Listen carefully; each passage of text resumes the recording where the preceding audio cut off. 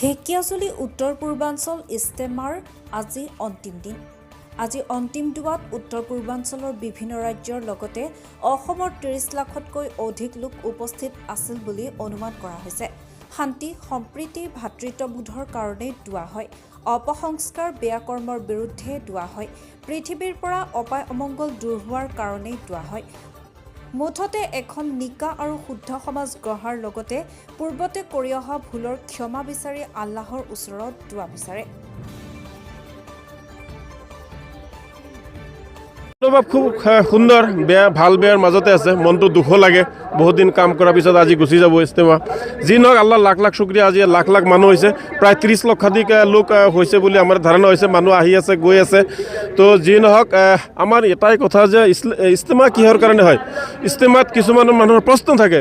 ইষ্টেমা ইছলাম ধৰ্মৰ এনেকুৱা এটা বস্তু য'ত ভাল বিদ্যা শিকোৱা হয়, য'ত কুসংস্কাৰৰ পৰা দূৰত থাকিবলৈ শিকোৱা হয়, য'ত সমাজ গঢ়াৰ কাৰণে শিকোৱা হয়, য'ত প্ৰেম ভাতৃত্ববোধ শিকোৱা হয়, য'ত আল্লাহৰ বাণী শিকোৱা হয়, য'ত নবীজীৰ বাণী শিকোৱা হয়। আপোনালোকে জানে ইছলাম এনেকুৱা এটা ধৰ্ম য'ত নামাজ ৰোজা হজ জাকাত আৰু কলিমাৰ ওপৰত প্ৰতিষ্ঠিত এটা ইছলাম ধৰ্ম, আৰু তাত বেলেগ একো নাই। গতিকে আমি এইবোৰ সকলোৱে শুনিছোঁ, জানিছোঁ, আমি জানো।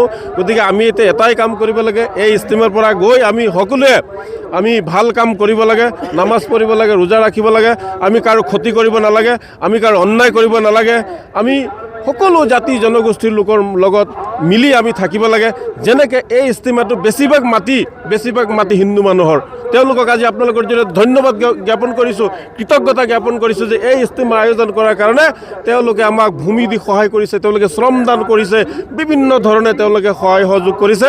আল্লাহ আৰু ভগৱানে তেওঁলোকৰো মংগল কৰক। যিহেতু নিচাযুক্তৰ লগত বিশেষকৈ ড্ৰাগছ মদৰ লগত জড়িত, ইছলামে ইয়াক সম্পূৰ্ণ বিৰোধ কৰে বুলি আমি জানো। আজি আপোনালোকৰ ইষ্টেমাৰ জৰিয়তে সেই যুৱকসকলক আপোনালোকে কি প্ৰতিক্ৰিয়া জনাব? চাওক, যি মানুহে অন্যায় কৰে, যি মানুহে বেয়া কাম কৰে, অৰ্থাৎ যিয়ে ড্ৰাগছ লয়, গাঞ্জা লয়, মদ লয়, তেওঁ ইছলাম নহয়, তেওঁ মুছলমান নহয়। ইছলামে কেতিয়াও কোৱা নাই তুমি গাঞ্জা খোৱা, ইছলামে কেতিয়াও কোৱা নাই তুমি ড্ৰাগছ খোৱা, ইছলামে কেতিয়াও কোৱা নাই তুমি ভাতৃকাতি সংঘৰ্ষ কৰা, ইছলামে কেতিয়াও কোৱা নাই তুমি বেয়া কাম কৰা। ইছলাম হৈছে শান্তি। ইছলামে সদায় শান্তি বিচাৰে, ইছলামে সদায় প্ৰেম বিচাৰে, ইছলামে সদায় ভাতৃত্ববোধ বিচাৰে, ইছলামে সদায় মানৱতাৰ বাণী শিকায়। য'ত ইয়াতে শিকোৱা হৈছে, ইয়াতে সকলো বস্তু আমাৰ মানৱতাৰ বাণী শিকোৱা হৈছে। গতিকে আজি লাখ লাখ লোক জমা হৈছে। আমি আশা কৰিছোঁ যে ইয়াৰ পৰা তেওঁলোকে যিসকল মূল্যৱান বাণী শিকিছে, এই বাণীবোৰ লৈ যাব আৰু তেওঁলোকে পালন কৰিব। শৈক্ষিক দিশত, সামাজিক দিশত, অৰ্থনৈতিক দিশত, সাংস্কৃতিক দিশত, ইত্যাদি সকলো দিশত নিজৰ জাতিটোক আগুৱাই লৈ যাব আৰু পৰৰ জাতিকো তেওঁলোকে ঘৃণ নকৰিব। এয়াই হৈছে ইছলাম। ঢেকিয়াজুলিৰ পৰা শনি দৈমাৰীৰ ৰিপৰ্ট, মহাজাতি 24 লাইভ।